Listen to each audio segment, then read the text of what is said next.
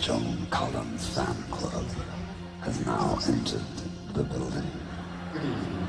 You did not come alone. Has he got the dog?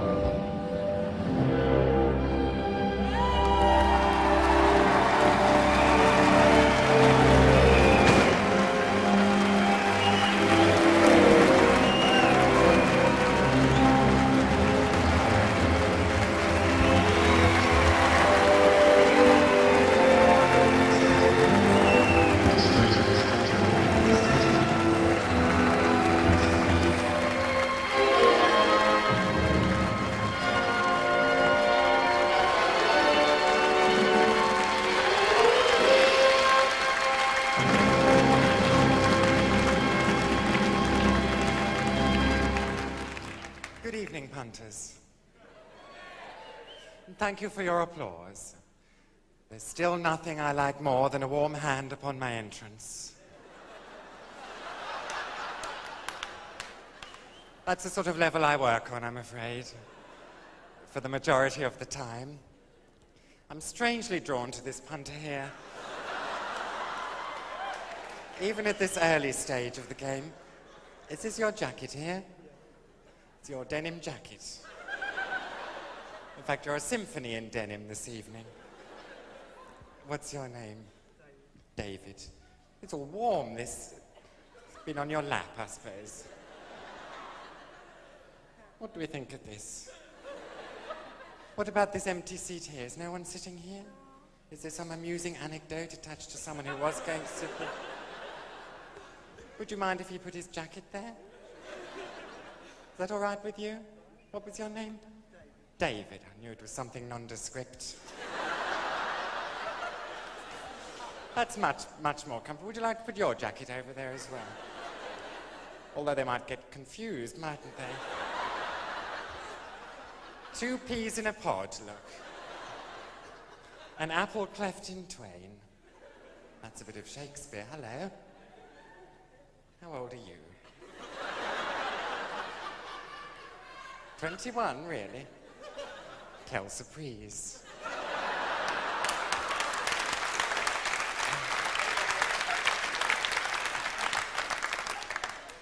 He's a big boy, isn't he? Don't get many of those to the pound. Don't clap on your own, please. Someone will throw you a fish. What was this thrown on stage? Fish fingers.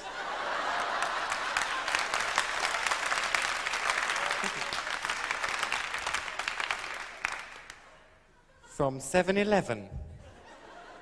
149, the captain's table. How lovely. One of my hobbies, apart from eating fish fingers thrown at me by deranged punters, is mountaineering. I know it's an unusual hobby. I don't know how I came to be interested in mountaineering. I think I was a very impressionable child. And when Julie Andrews sang Climb Every Mountain, I took her literally. I was halfway up that mountain with a haversack on my back. I think it was a haversack, anyway. The thing is, you want somewhere to keep your billy can, don't you? You want a cup of tea when you get to the top of the mountain. I know I do. I did consider carrying a cup up with me from the bottom. But of course, that's pointless. By the time you reach the top of the mountain, half of it would be in the saucer.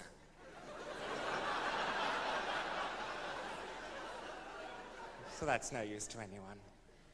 I love that moment, though. I love that moment when you reach the tip of the mountain and the team leader whips his flagpole out. That's if you get that far, of course. I mean, sometimes the mist will descend and you're left there just groping in the dark. Groping in the dark. Just a normal day, really, for me. What's that punter there doing, mincing in at this late hour?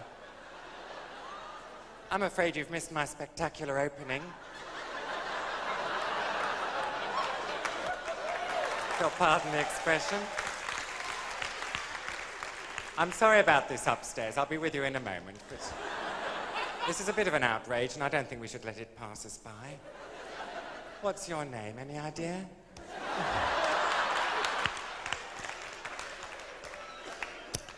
It's gone. It's gone. Rather like your hair, I suppose.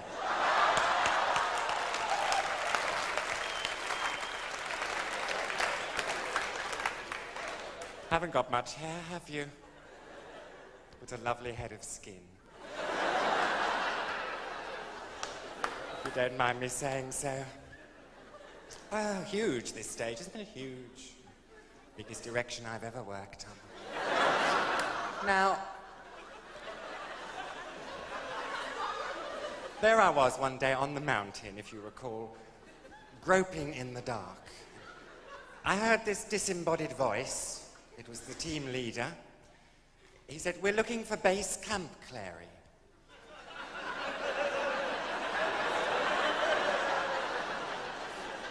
I said, "Well, I found that years ago." So. It's a little known fact, but in 1981, I was the first man to mince up the Matterhorn. A year later, I tackled the difficult north face of the Eiger in slingbacks.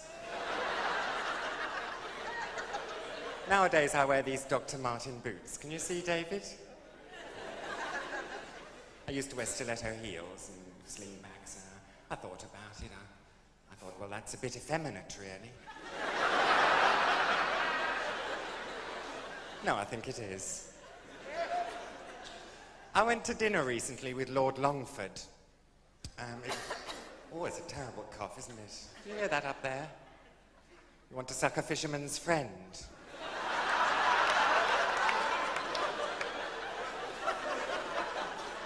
If you take my tip.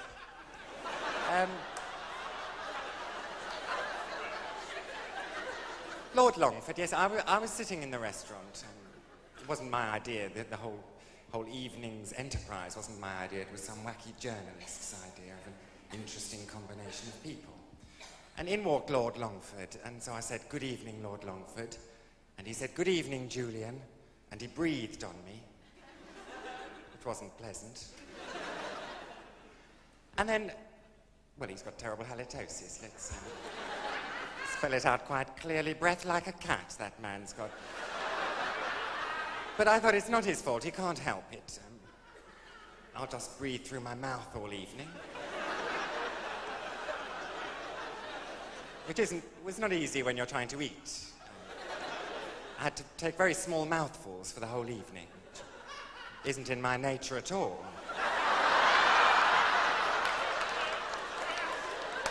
I tend to wolf my food down. And then he sat there and he started dribbling all over the table. I thought, well, that's not his fault either. So I just slipped surreptitiously down to ground level, and I slipped a packet of Rothmans under the table leg, so all the dribble went in his direction.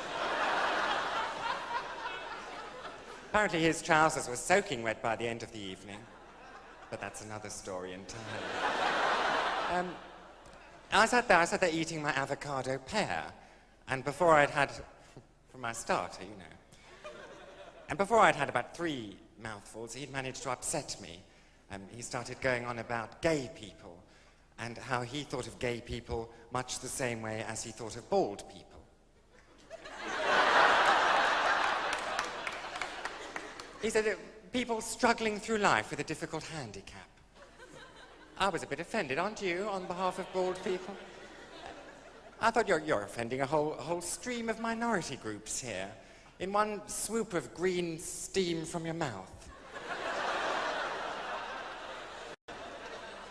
And so I put my fork down, very decisively. Down. Because you don't need a fork with an avocado pear, do you? And I picked my spoon up. And I waved it at him. Menacingly. I said, "You can say what you like about gay people, Lord Longford, but generally speaking, they don't have bad breath and they don't dribble."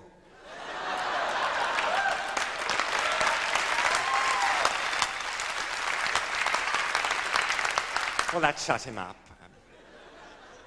He sat there hogging the condiments all evening, sulking. I had to ask him 3 times to pass me the salt.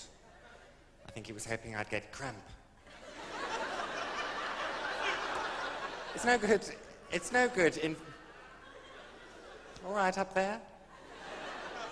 Not a dry seat in the house. It's no good inventing a radio microphone, is it, without a radio microphone stand? Because I can wander where I want with this, but I have to come back here to base camp if I want to have a rest, you know. But you want something that will just follow you round 18 inches behind, I think. That would be ideal.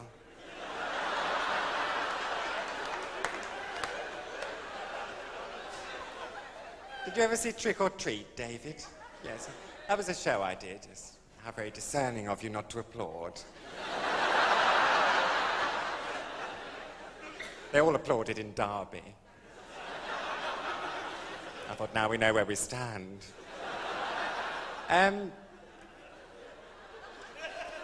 Well, Trick or Treat apparently was family viewing. I'm not quite sure what family viewing is. I've been touring up and down the motorways and... Well, no, I haven't been touring the motorways. What am I talking about? What nonsense. I've been touring up and down the country, shall we say, and via the motorways. No, I thought of a joke there, but I've dismissed it. In an instant. I've seen families, is the point I'm trying to say, at the service stations. You see families there. Carloads of sticky children and irate adults, as far as I can make out. But this show isn't family viewing, that's the point I want to make. This is lonely bachelor and single parent viewing. Mind you, everyone's welcome. You can't be too picky with halls this size, I don't think. Any old riff-raff will do. Just aren't enough supply teachers to go round.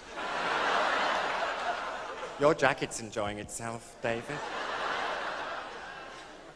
Made friends with the other one. They're intertwined there. Who does your hair for you, David? Is it the council?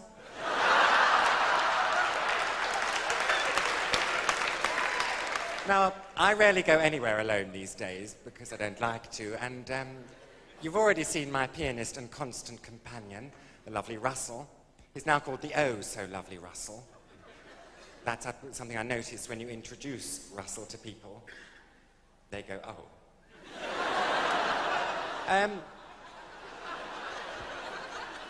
We'll wheel him on now, but I do want you to bear in mind while you're watching Russell this evening that he is, in fact, the only known heterosexual in the world of show business today. Apart from Judith Chalmers. So, would you welcome, please, the lovely Russell Cherney.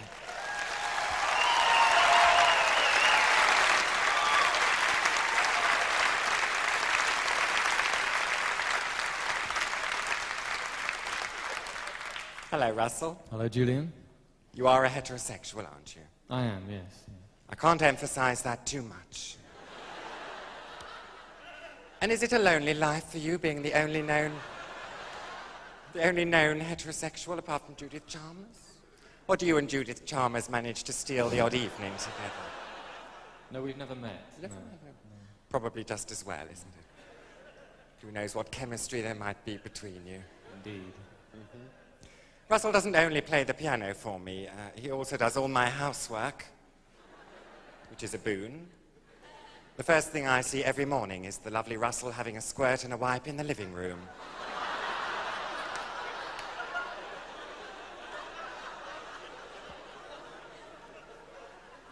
Good lovely eyes, though. Lovely eyes.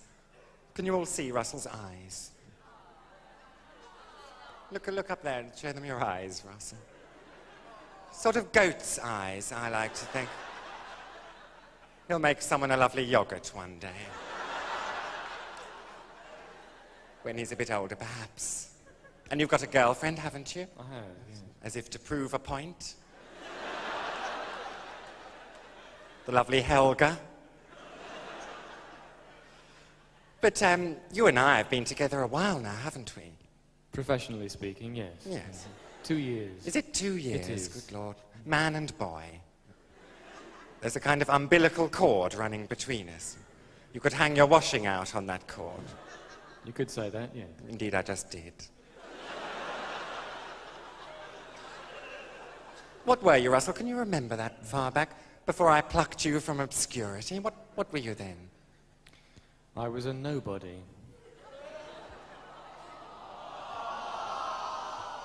I just wanted to make that point, really. Have you got the rhythm of life with you, lovely Russell? Yes, I've got it right here, yes. Right. We'd never have known, would we? You hide it very well. Because I think it's important to stretch yourself as a performer, and I've been stretching myself in a musical direction. And I think we'll do a song is what I'm building up to. Don't need all this nonsense, I could just get on with it, really, couldn't I? You could, really. I'm shilly-shallying, Russell. You are. You are a heterosexual, I aren't am. you? Yes. There's been no change on that front. Indeed not, no. No. Right, well, let's do a song, shall we, Russell, Let's do without a song. further ado. Indeed. And to help us in our endeavours, would you welcome onto the stage, please, the lovely Barb Younger and Michael Parker.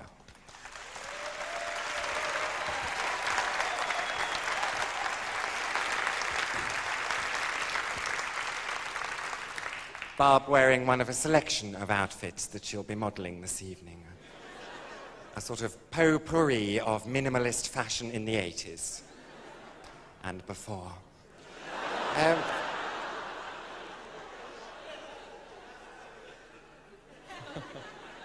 Very tetchy, these musos. I mean, be careful.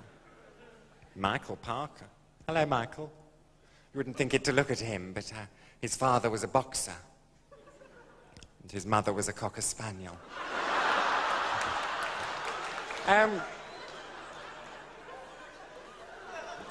After I'd been to dinner with Lord Longford, I thought I'll go to tea now, and I went to tea with Mike Smith.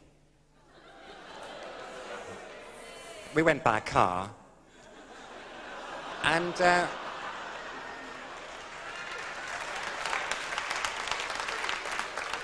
a round of applause for the car there. How kind. And when we got there, he said, "You must come and see my beautiful home," and it really has got a beautiful home. I can't tell you how beautiful it is. It really is a very beautiful home. Oh, sorry, I'm being heckled. What's Sarah Green like? She was all right. Limped a bit, but I thought she was nice.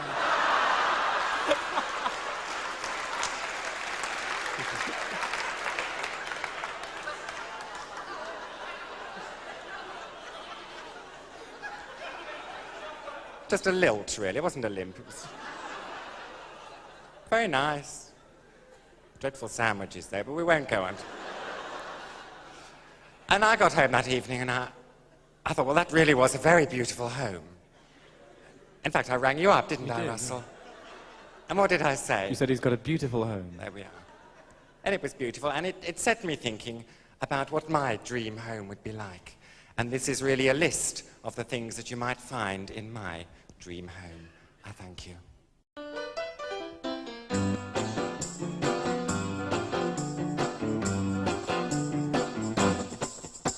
I won a competition for a modern-day home, and now I've got concealed lighting and a push-button phone. I've a plum-flock lounge with an alcove in green and a thick pile carpet in rich tangerine.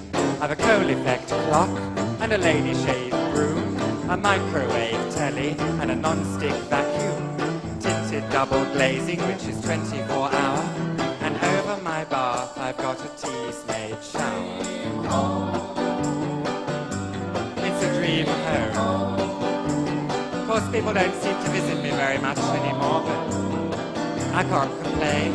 I still have my lovely dream home all about me.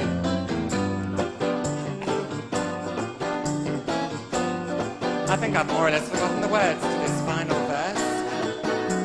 But you catch my drift. It's basically just a long list of things that I have in my home. And any moment now there'll be a chorus, I believe, and I'll know exactly where I stand. I feel it coming upon me shortly. Any second now. It's a dream home. Of course, it's easy enough for them to remember their words.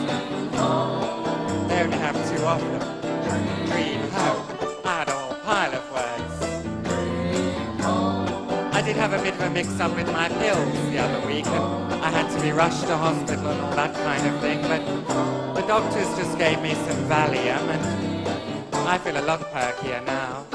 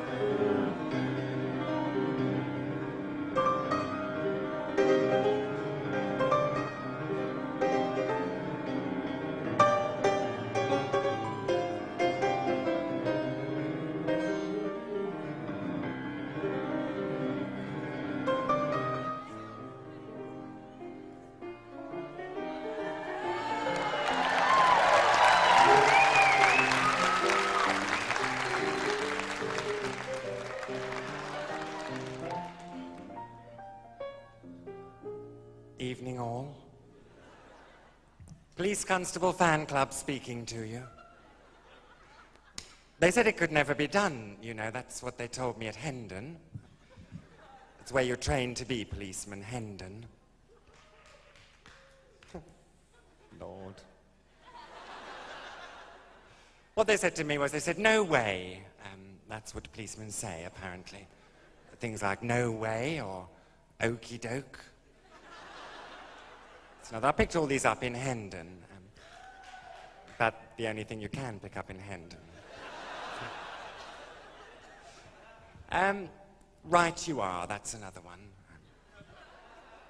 But what they said to me was, they said, no way. They said, you'll never be a Bobby on the beat. But quelle surprise, punters. Quelle surprise indeed. I've got some marigold gloves. And a truncheon in my pocket. I don't think I need to say more, do you? And I'm rather enjoying it, this policeman lark. I've only been in the force a couple of weeks now, and already I'm president of the Shiny Helmet Club. Can't be bad, can it? It's hard, though. I mean, it is a hard life being a policeman. It's not all flat feet and whistles. Not by a long chalk. The other morning they rang me up, my superiors, and they said, we want to send you off to work. We want to send you off on a dawn raid. A dawn raid, if you please. I said, I'm sorry. You won't see me before 10:30 in the morning. Well, you just won't. I don't have my porridge till 9. And I'm not leaving the house without something hot inside me, not for anybody. Sorry about that joke. I'm deeply ashamed of that line. They don't call us the filth for nothing, though. You know. It's fortunate for me, though, I've got a very understanding boss. This is a picture of him here. I'm James Anderton's personal assistant. And if you don't believe me, I've got the whip marks to prove it. Certainly earned my stripes. And we get on remarkably well together. In private, we even have pet names for each other. I call him Jimbo. He calls me the spawn of Beelzebub. Works out quite well. It was him who sent me here this evening. He said, you're going to the Hackney Empire. He said, see if you can't improve relations a bit between the police and the young people. Because apparently some of you young people don't like us very much. I don't know if this is right, and some of you don't trust the police. Well, we want to change all that. So from now on, any young person, or YP as we call them, placed under arrest won't automatically be beaten up in the back of the van. Good Lord, no. No way. From now on, upon your arrest, you'll be given a nice cup of herbal tea and a fudge finger. Apparently it's just enough.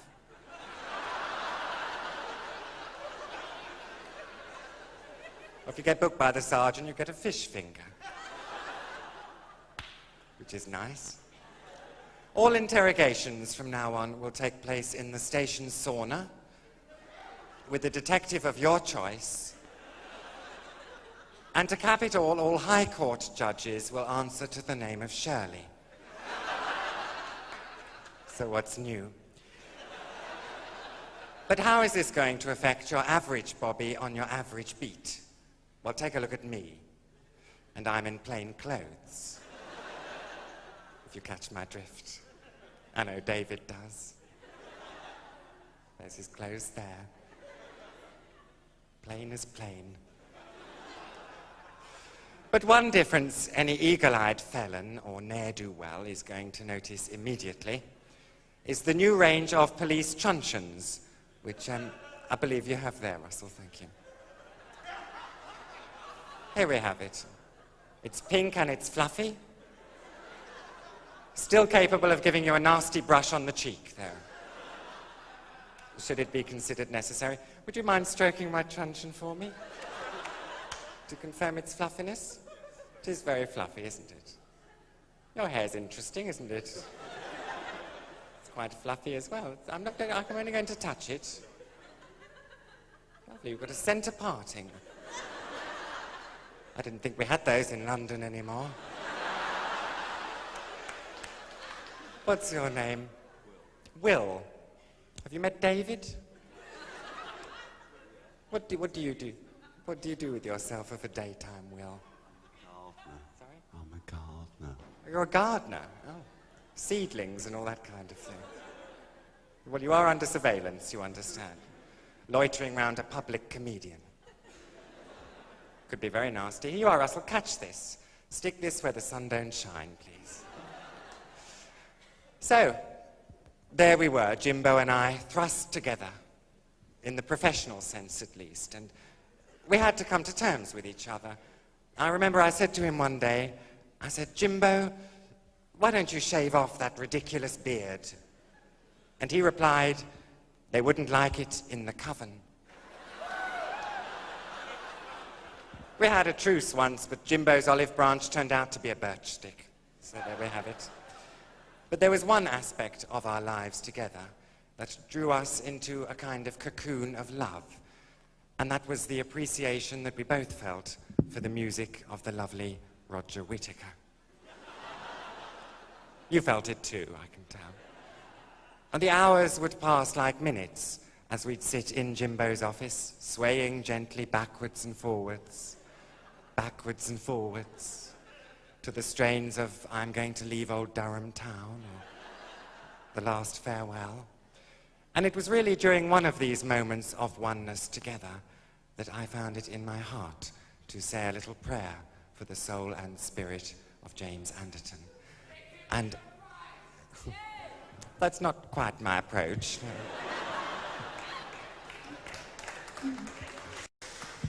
No, I prefer to pray for somebody, and in fact, I was going to ask you if you wouldn't mind if you'd now join me in saying just a few words to whoever it is that lies out there in the great behind.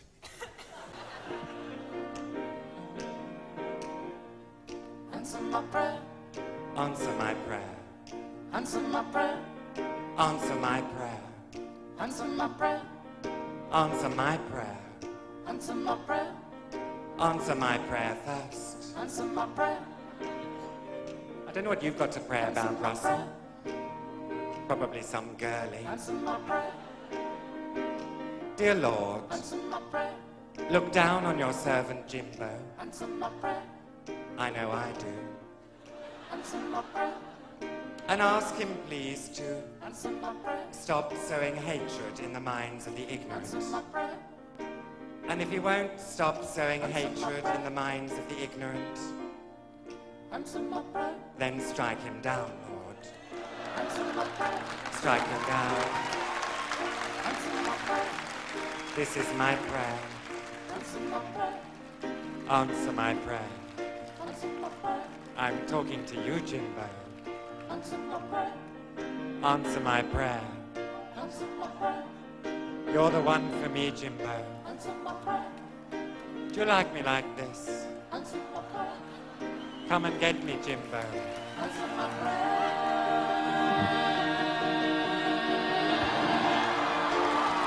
Thank you.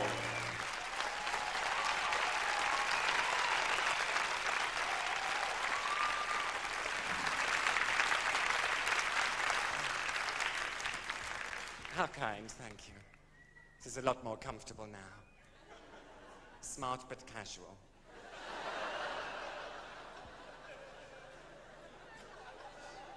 My costume designer told me this was symbolic. He didn't tell me what of. You all right, Russell? Fine, thank You you. bearing up? Oh, yes. Look at all this mess I've made here. Sure. You being a Virgo would want to clear that up, I expect. No trouble. Russell gets a lot of empathy from the audience. I can feel all the empathy going towards Russell now as we speak, sort of whoosh towards Russell. Can you feel it? Can, yes. Whoosh. Empathy being a bit like thrush in that respect, I think.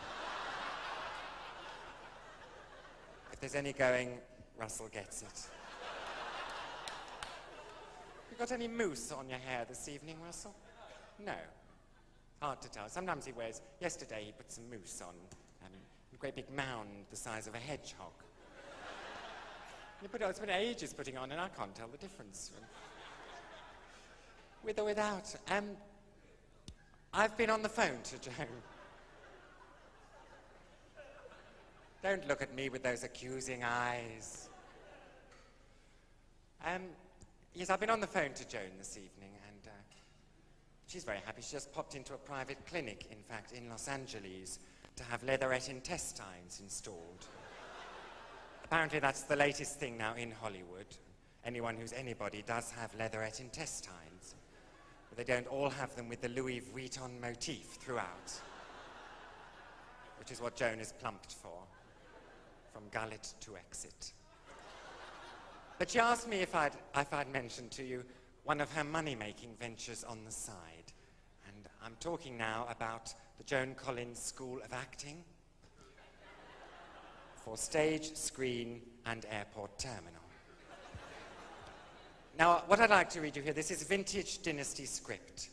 And there are two parts. Normally, I read the part of Alexis Carrington myself, because I do bear an uncanny and unnatural resemblance to her. As I'm sure you'll agree, at the back.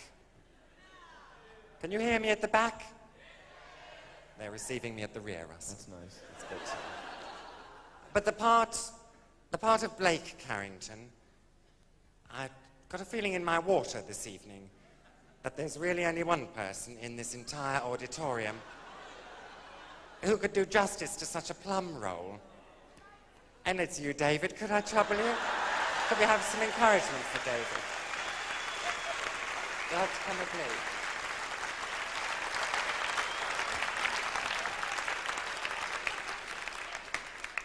You stand on my left because I'm left-handed. Yeah, just working it out. Are you? Yeah, just working it out. All right.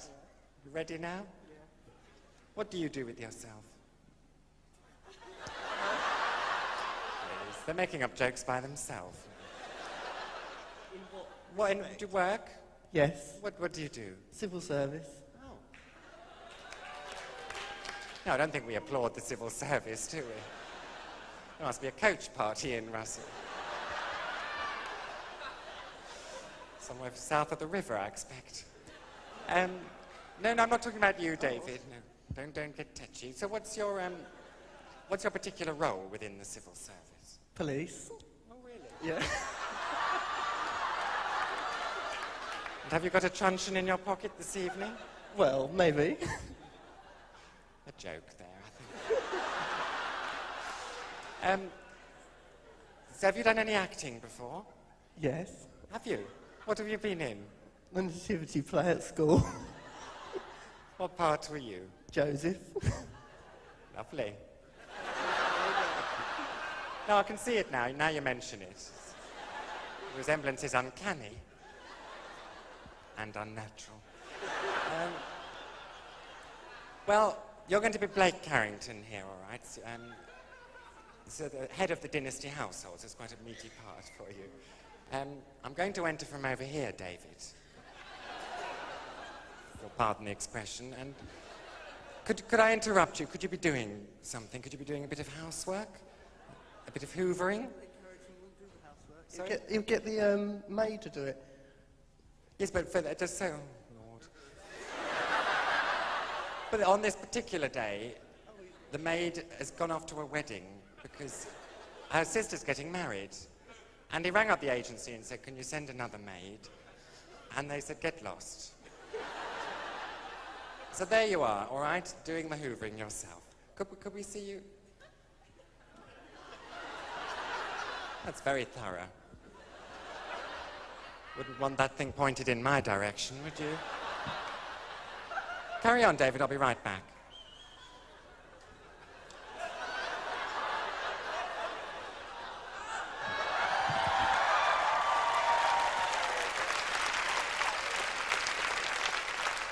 You can stop now. It looks like you're giving the butler hand relief or something.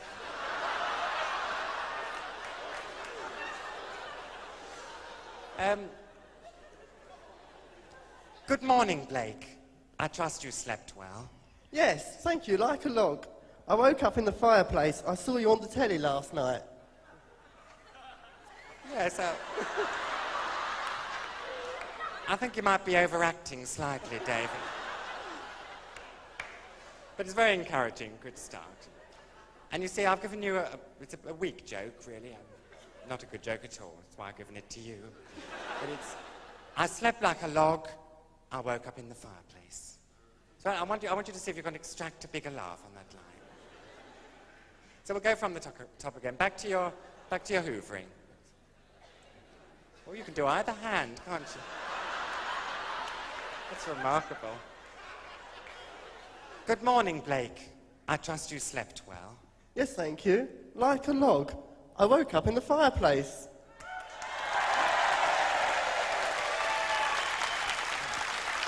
There we have it, David. That's your applause there. It's yours to take home with you. I saw you on the telly last night. Yes, I'll sleep anywhere when I'm drunk. Has the milkman... Could you wait for my laugh to finish, please?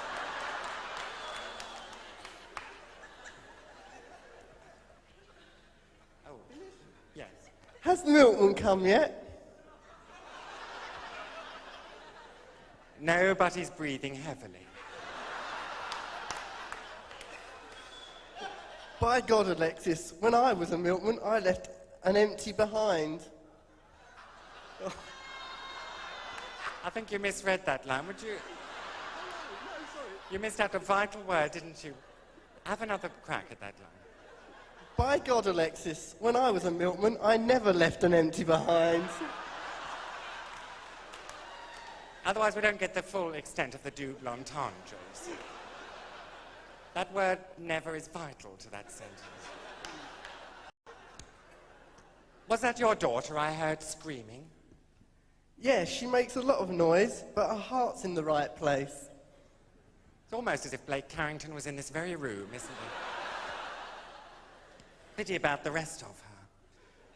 I'm sorry to hear that Crystal gave birth to 6 piglets in the night. Yes, and I want to know the swine responsible. Sorry, that is a terrible line. Russell wrote that line. All part of life's rich Tupperware. Those are nice trousers you're wearing. Yes, Crystal made them for me. Perhaps you should use a pattern in future. Have you got a jacket to match? Yes. Where is it? Down there. We're improvising now, so... Never improvise with a civil servant, that's my advice. Because you've got rubber gloves on. Now, where are we? Oh, yes. About your trousers on. There's no need to take them off, Blake. They're not that bad. Yes, but I insist. You're driving me with wild with desire. You see, you nearly missed out that word wild then. You're driving me with desire. It's a streetcar named Desire, but you can't drive someone with desire. Get a grip on yourself, Blake. Do you remember the first words I ever spoke to you? No, I don't. My name's Blake Carrington, but you can call me Big Knob.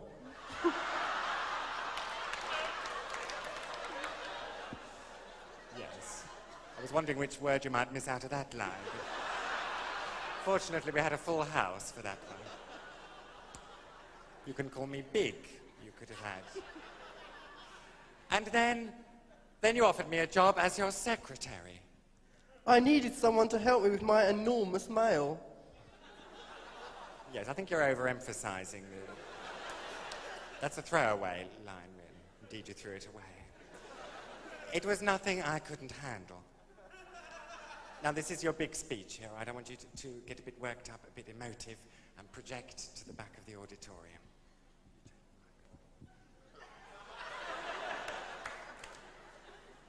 I can't stand it anymore, Alexis. I can't stand your world of clutch bags and slingbacks. I can't go on. I'm a wreck, a ruin, and a shrine to despair. Leave me. Leave me. There's only one thing that will make me feel better now, and that's to sing that old Roger Whittaker classic. I'm going to leave old Durham town at the top of my voice. Leaving me. I'm old Durham town. Old Durham town. I'm going to leave old Durham town, and that's leaving's gonna get me down.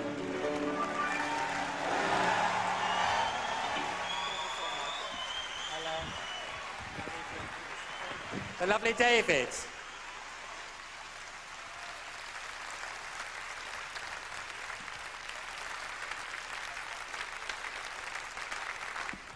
David, we have some flowers to give you. And a fudge finger. And this special statuette of my dog, Fanny the Wonder Dog, for you. Thank you very much indeed. Thank you.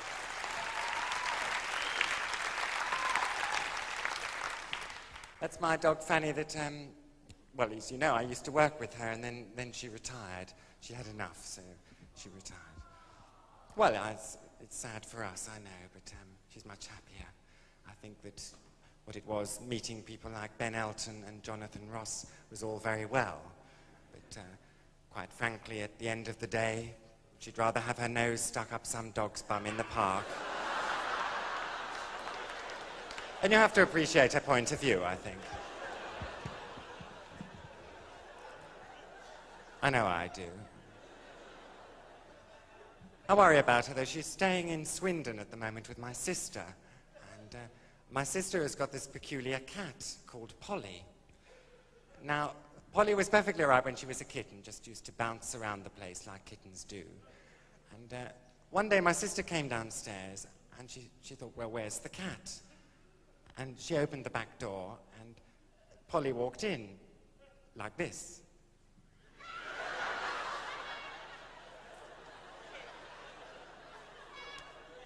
And my sister thought, well, that's not right. I better take her to the vet. So she took Polly to the vet, and the vet said, well, that's not right. She said, what's wrong with Polly? He said, I'm afraid Polly has had a stroke. She said, well, I know that, but what's wrong with her? He said, no, you don't understand. He said, I'm going to have to put Polly to sleep. And she said, no, don't do that. I'll take her home. Maybe she'll get better. And she's had this cat for about 6 months now. And there's no change, and it seems to be all right. It's still...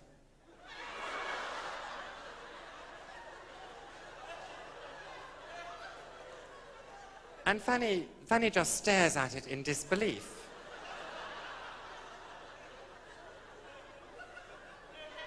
Not that Fanny is the most psychologically sound of creatures herself. When Fanny came on heat, she used to approach dogs backwards. Straight down to the nitty-gritty.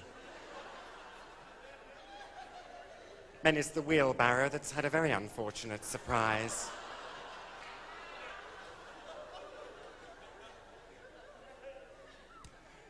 I was sitting on a plane recently. The reason I was sitting on an aeroplane is quite interesting. My manager rang me up and he said, "You've been offered an interesting bit of work. Would you like to do this year a pantomime in Reading with Linda Lusardi?" And when I heard the news, I was physically sick. Spontaneous projectile vomiting. I thought I was overreacting slightly. I thought you need a holiday, so there I was on this aeroplane and just looking forward to the baggage reclaim. Because I love a baggage reclaim. Very often the highlight of the holiday for me. I think that being a homosexual, I haven't bred any children at all, but I imagine that waiting for your children to come out of school at 3:30 is really much the same sensation as waiting for the baggage reclaim. Correct me if I'm wrong. I wouldn't know. My suitcase has always been a bit of a minx, though. Always the last one through the tunnel. Comes bounding through, buckles all undone. Waving some stupid scribble he's done of the drawing of the hold.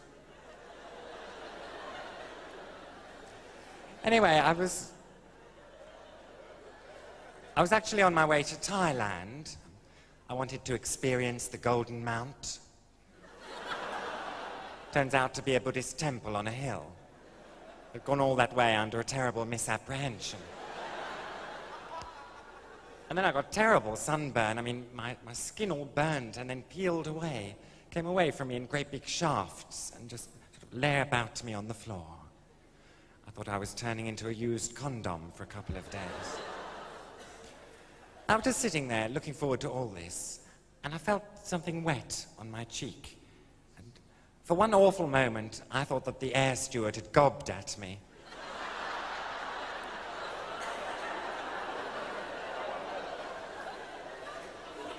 That was my immediate reaction.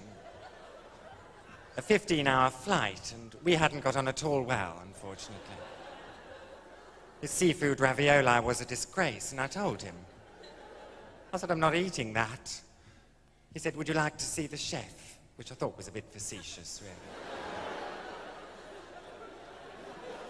And then the in-flight movie. It was one I had seen several times, and I very politely pointed this out.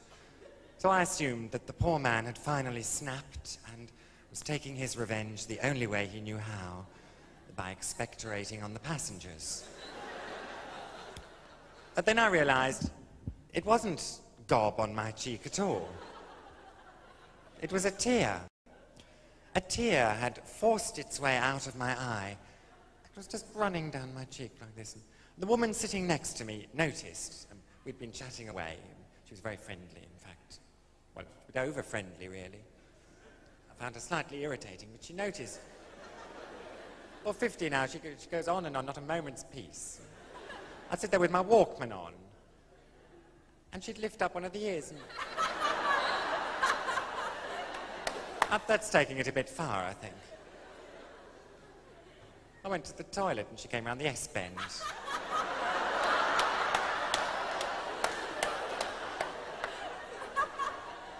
So she was a bit trying. Anyway, of course, eagle-eyed woman here, she noticed everything. She noticed this tear on my cheek, and she looked at me concerned and offered me a sandwich. Well, I took the sandwich and I wiped my face with it.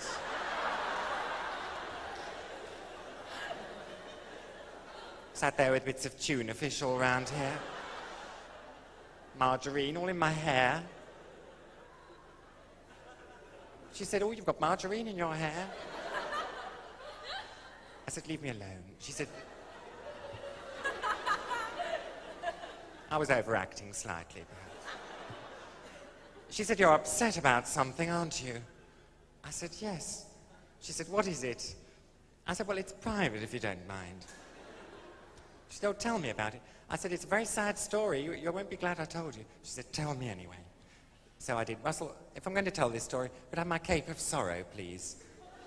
Without further ado, if I'm going to get maudlin, I'll want my cape of sorrow, and if you wouldn't mind bearing with me, a change of cape would be ideal. Thank you, Russell. Be able to take the other one away as well.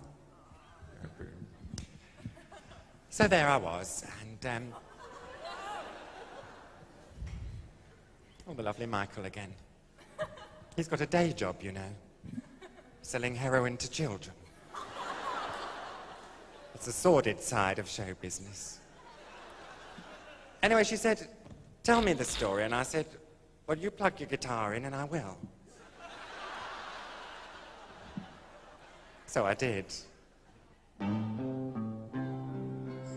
The story involved a bricklayer called Wayne. Wayne was married to his work, though, unfortunately. I don't think I ever saw Wayne without a trowel in his hand, and we really didn't get on at all well. He used to come in at all hours, expecting me to rinse out his tool bag, and I wasn't having it. One day we had a flaming row, and Wayne walked out of my life, and I had to face the fact that he had dropped me. She said, "Well, how had he dropped you?" I said, "Well, I'll tell you." Drop me like a brick. Like a brick. Drop me like a brick. A piece of concrete. A brick. Drop me like a brick. We didn't click. You took me sailing on your boat. We hadn't had a lot to drink. You'd been keeping me afloat. I didn't think you'd let me sink. Any port in any storm was my philosophy. I thought your love would keep me warm. But then you dropped me. Drop me like a brick. I fell out of your hod, perhaps. Drop me like a brick. You dropped me like a brick. Drop me like a brick. We didn't click. You had the rudder in your hands.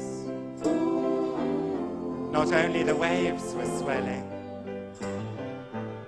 but you ran out of fuel now. Was that planned? There's just no way of knowing. You kissed me on the cheek. Then you were gone within a week, I think it was. Oh well. Drop me like a brick. You dropped me like a brick. Drop me like a brick. Like a brick. Drop me like a brick. We didn't click. Suddenly I wasn't alone anymore. A whistling gentleman had come to visit me. And he was wearing a safari jacket. I can see who it is now. It's the lovely Roger. Not now, thank you, Roger. I want to be alone. I've got my cape of sorrow on.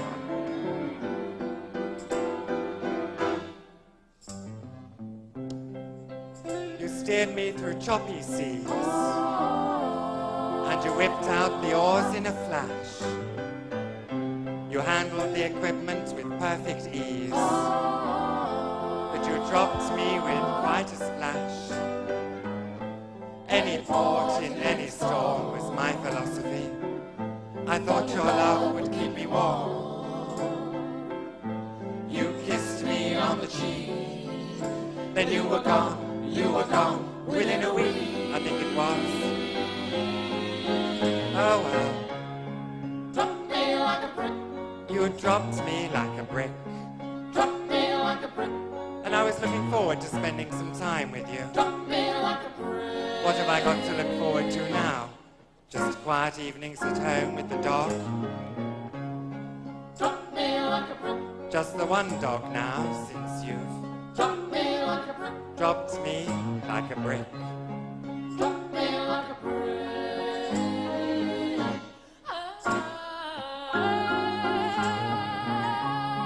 Drop me like a brick.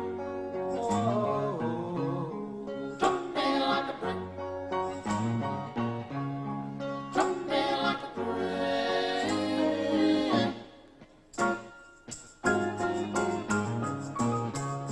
Drop me like a brick. Yes, I think we catch the drift. Thank you very much.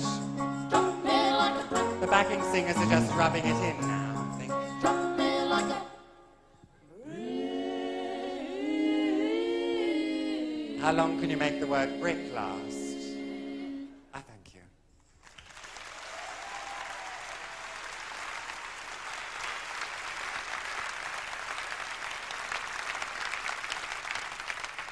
You all right, Russell? Fine, thank you. You bearing up under the strain? Very much so.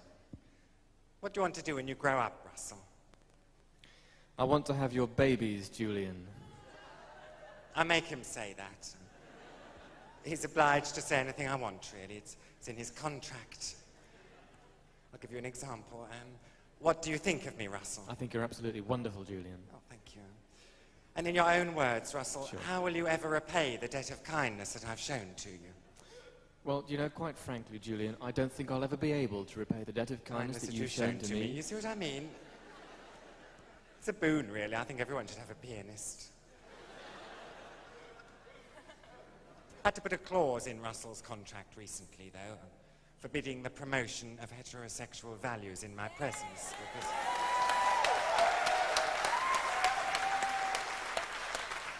you were flaunting it, I'm afraid, Russell. Brazenly, Brazenly, shamelessly, indeed. mooselessly.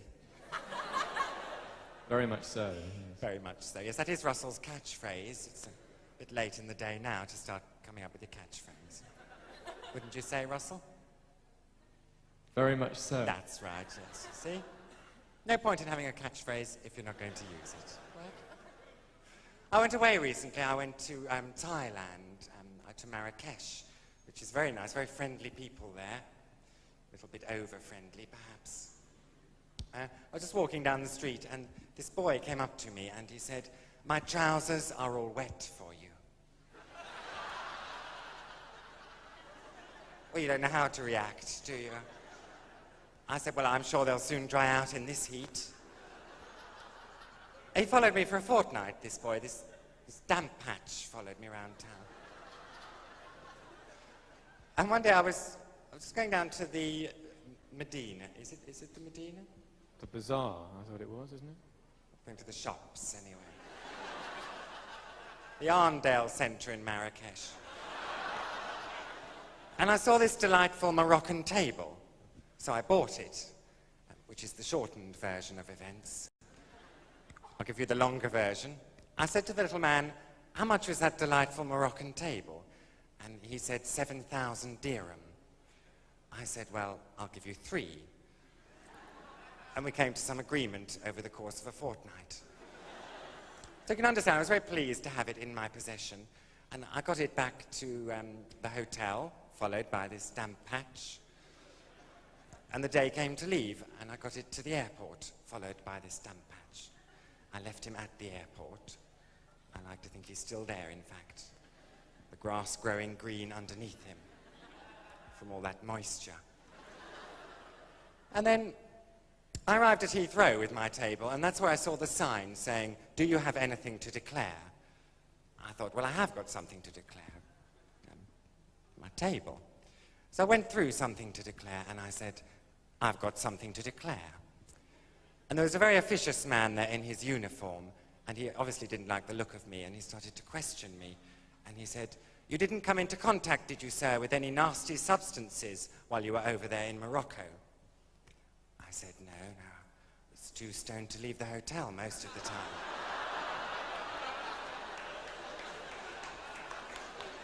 It was foolish to joke, really, under the circumstances, because he questioned me more and more, and in the end I quite lost my temper. I said, "Leave me alone." I said, I don't know what you're talking about. What do you mean nasty substances? Do you mean like sperm? He said, right, I'm going to frisk you for that remark. And he frisked me there and then. He frisked me. And he frisked my table. And he frisked my Samsonite. He's frisking crazy, really, I think. He frisked the wall behind me. And he asked me if I'd frisk him. We frisked each other for a while. And there was another damp patch. How is the lovely Helga, Russell? She's very well. Is she bearing up? Oh, yes. I'm worried about this relationship. I was just counting Russell's ribs one night, for insurance purposes, you understand. And I found 5 were missing. So I said, Russell, don't you realize that woman's eating you alive? It'll be your fingers she's nibbling at next. Then what will your piano playing be like? Well, he balked at that. Visibly, he balked.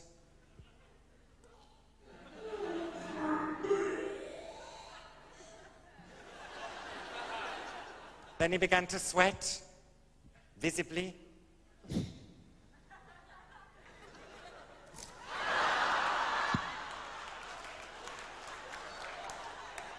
I like a bit of realism. You are a heterosexual, aren't you, Russell? I hate you. That confirms it, then. And I said, you want to see a doctor, Russell, so we set off to the hospital. And on the way there, Russell broke down. So I had to walk the last bit. But we got in there eventually. I got Russell seen by a doctor. Very nice woman. Corduroy dress, but very nice.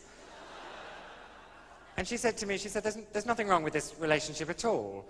Russell could manage perfectly well without any ribs whatsoever, although he might need to wear a corset in later life. I thought, that's fine, I won't interfere anymore. And Russell's private life is his own affair. And when Russell turns up to work with an ear missing, I shall say nothing. And when that day dawns, Russell, as it surely will, when you're just a little stump, the size of a bap, scurrying about the place, I shall turn to Russell and I'll say, Russell, you're fired. But it's only my fun. Do you want me to mop you up? No, absolutely not. No. This is one of Fergie's old maternity frocks, you know. Goodness knows what she's been mopping up with this, Russell. Now, I want to warn you about something that's going to happen next Sunday in a publication called The News of the World that I don't suppose any of you people read because it's an unpleasant, sort of scabby sort of paper. I'll tell you about it anyway, just in case someone you don't know very well comes round to your house with a copy. That could happen, couldn't it? Or you might be mincing down Mare Street in Hackney, and you'll see a copy fluttering in the gutter there, where it belongs. And you'll read this revelation about me, claiming that before I became the Joan Collins Fan Club, I earned my living making a series of pornographic films with Gordon Honeycomb.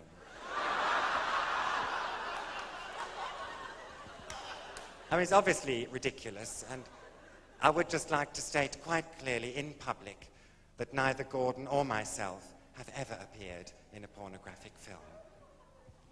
Those films were art. I think that moment has arrived, don't you, Russell? I do. We'd like to take you on, you do look a mess. We'd like to take you on a journey with us backwards in time. Backwards in time. Tell them about it, Russell.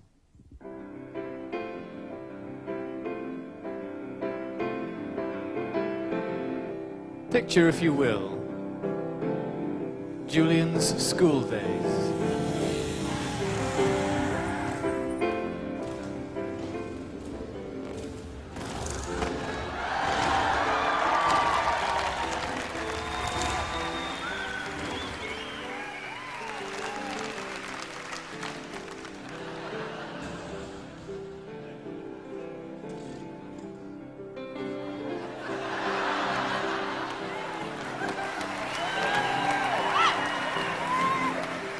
was a rough, tough, barbaric world.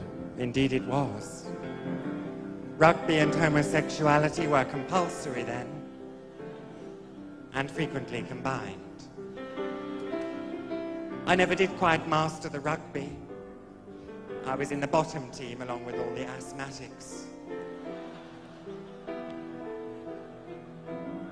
And in those pre-Clause 28 days, the words head boy had quite a different meaning.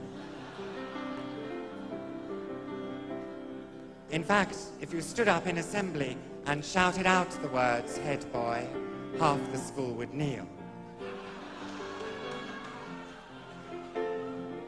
And most of them would kneel in front of someone called Jimmy. Jimmy used to drive a motorbike, and we would laughingly call him the leader of the pack. And this then is the story of the leader of the pack. Thank you. Is he really going out with him? Julian, is that Jimmy's ring you're wearing? No, it's not. It's my ring. Gee, it must be great riding with him.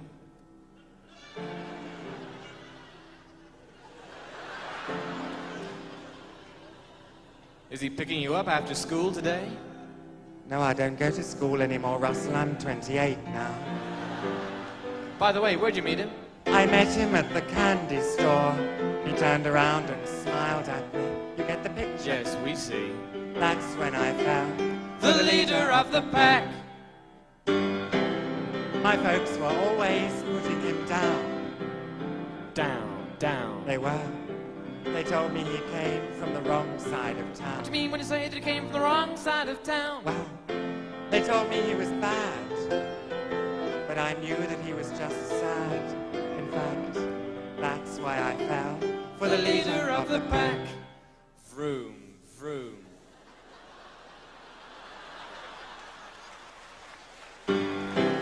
One day my dad said, find somebody new for goodness sake. Sake. So I had to tell my Jimmy that we were through. What do you mean when you say that you better go find somebody new? Well, he stood there and he asked me why. But all I could do was cry. But I'm sorry if I hurt you, Leader of the pack. Vroom, vroom. He looked rather sad as he stood there on that rainy, rainy night.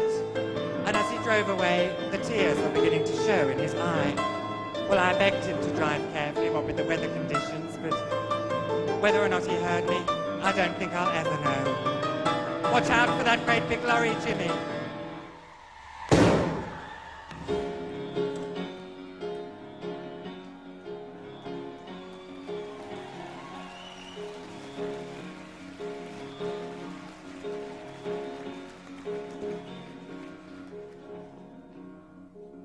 Too late.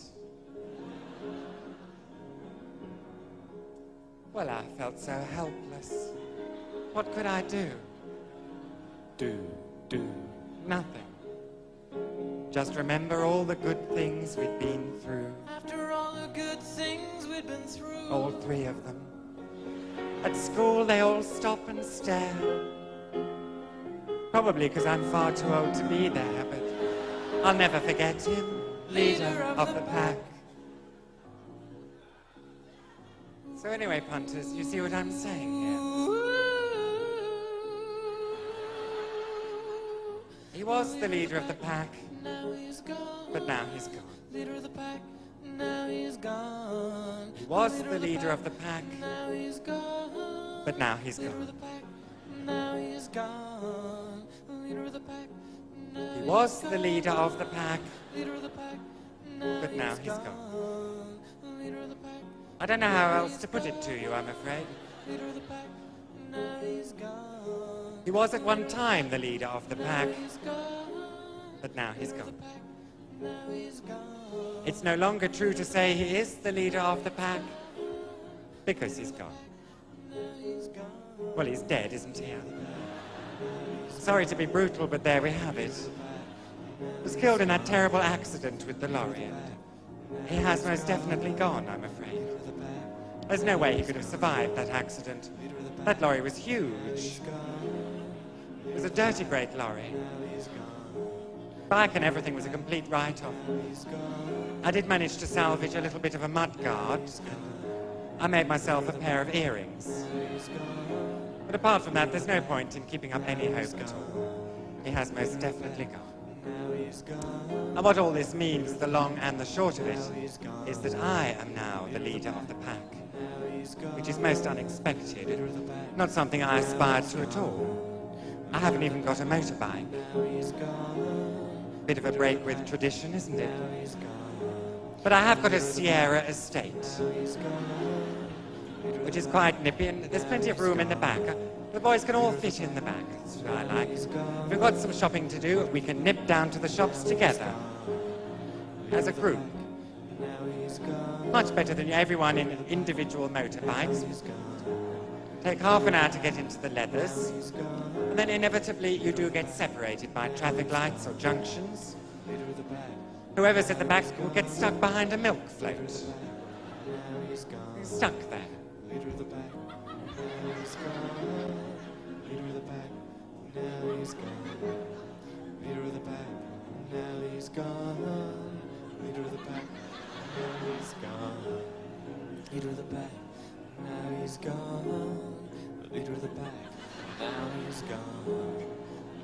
Not my idea of a threatening machismo convoy. Nowadays in the Sierra estate, it's much better. I mean, we have the sunshine roof open. I'm kissed by the sun, if not by Jimmy, because he's gone. He was the leader of the pack, but now he's gone. I'll be gone myself in a minute. I thank you. He was the leader of the pack, but now he's gone. Goodbye, Jimmy.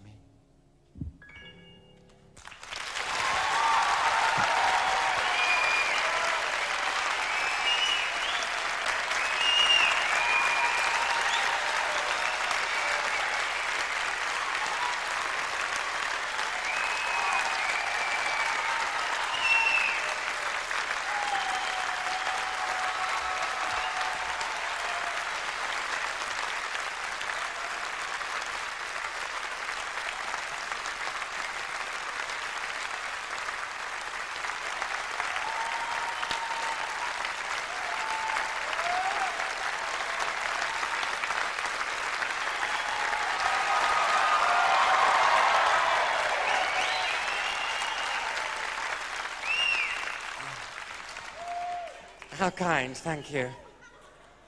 Just slipping into my day wear here. You're kind as well, aren't you, Russell? Oh, thank you. Remarkably kind. Every morning, Russell brings me in my breakfast on a tray, which, you know, considering he lives in Golders Green, and I live in Marble Arch, it is an act of kindness, I think. He comes in every morning and he says, "What would you like for your breakfast, Julian?" Like that. And then normally I'm quite easy to please. I'm quite happy with a boiled egg or a bit of fruit. Every now and then I'll try and give Russell a challenge, and I'll say, "Oh, I'd like a quail's egg, please, Russell. I fancy a fresh kiwi fruit." And Russell backs out of the room, as is his wont. And he comes back sooner or later with whatever I've ordered. Well, what happened this morning, I don't know why I was feeling a little bit frisky this morning. Had the devil in me. Russell came in and he said, "Oh, you've got the devil in you. I'll come back later." And he came back later, by which time I was famished, and he said, "What would you like for your breakfast, Julian?" And I said, and I'll never know why I said it, I said, "I'd like Anne Diamond's baby, please."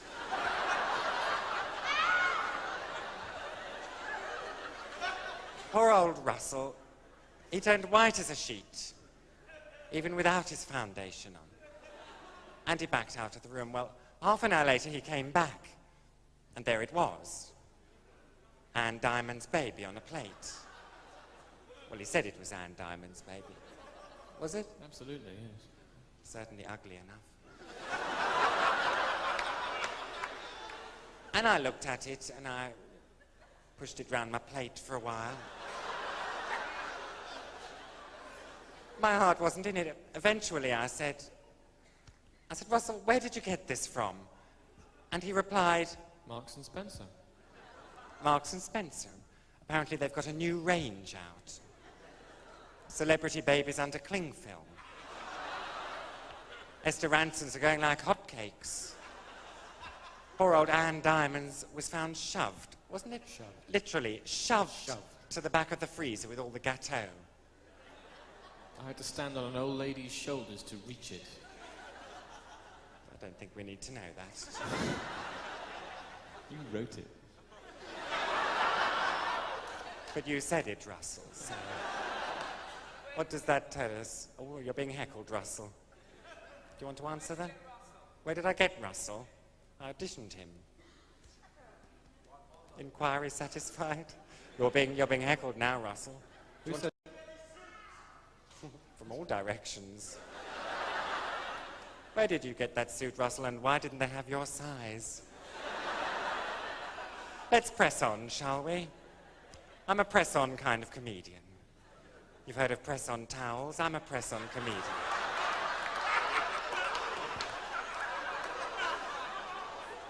I feel a finale coming upon me, don't you, Russell? I do. Very strongly. Very strongly. Well, to help us in our endeavours, would you welcome back onto the stage, please, the lovely Barb Younger and Michael Parker.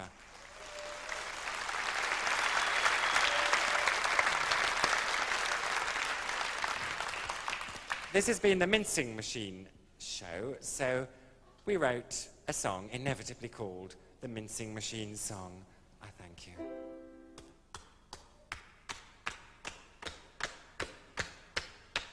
Mincing machine, mincing machine, I'm a mincing machine. mincing machine, mincing machine, Are you a mincing machine? mincing machine, mincing machine, I am, I'm a mincing machine. mincing machine, mincing machine. There's a lot of it about. I'm not afraid to say it. I'd rather display it. My engine is running. My condition is stunning. It's not been easy saying it, but since I was 18, all those who know and love me have been proud to know that I am a mincing machine. They said, you're a mincing machine. I said, I am. I don't care who knows it. I'm a mincing machine. I'm feeling over-eager. Bring me swore figure. It was all a myth about me and Mike Smith. It's not been easy making friends. I've not been to tea yet with the Queen. But she had me to dinner and a nightcap too. She knew that I was a mincing machine. She'd say, come to dinner, you're a mincing machine. No need to bring anything, just come as you are.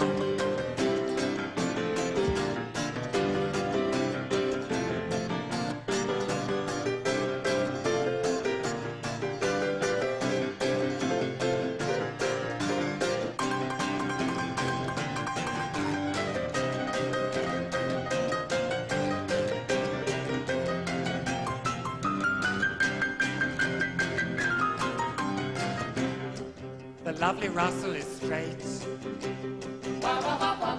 but that's just fate. It doesn't bother me, and he gets his fee. It's not been easy getting here, but happily had to be seen. Watch your step, mind how you go, but please make way for a mincing machine. I'm a mincing machine. Mincing machine, mincing machine. Are you a mincing machine? Well, that just about brings us to the end of our evening's entertainment. it just remains for me to say, on behalf of the oh-so-lovely Russell, the lovely Barb Younger, and the lovely Michael Parker, and myself, thank you very much, Hackney.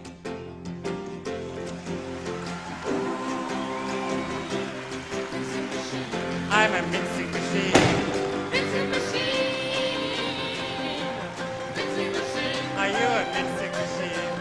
Mincing machine. Mincing machine. I am. I'm a mincing machine. Mincing machine. I'm a mincing machine. Mincing machine. Thank you very much, and good night.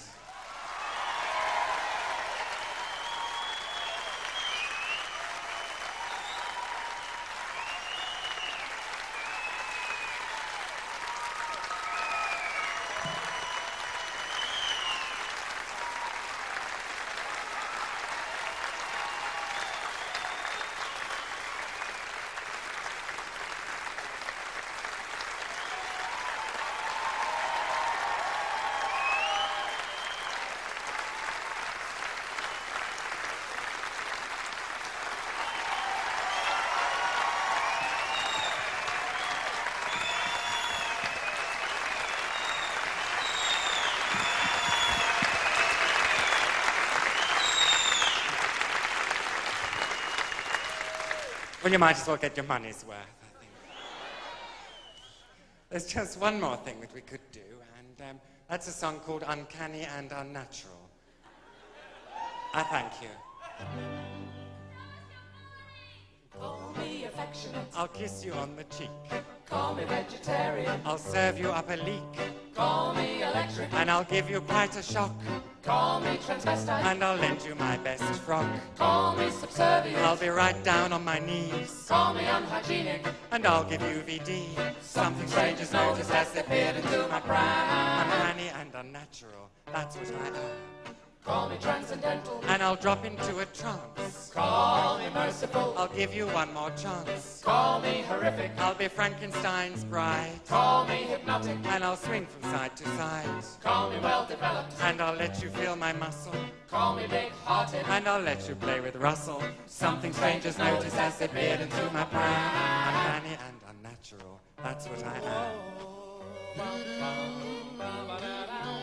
It's the a cappella section. I've spent hours rehearsing this. I think it's paid off, don't you? The beauty of the human voice.